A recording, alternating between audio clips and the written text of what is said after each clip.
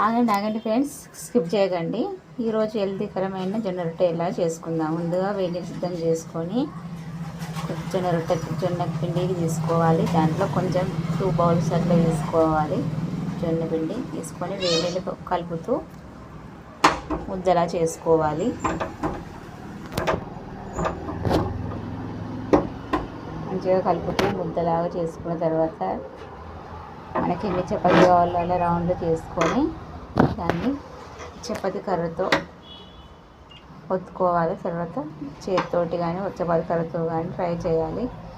అలా చేసుకున్న తర్వాత పెనం పెట్టి వేడి పెనం పెట్టి పెనం పైన కాల్చుకోవాలి. అటు వాటర్ పోసి మళ్ళీ తిప్పి మళ్ళీ వాటర్ పోసి చపాతీ లాగా కాల్చుకోవాలి. అంతే, ఇంత హెల్తీకరంగా ఉండే జొన్న రొట్టె తయారీ. Have it.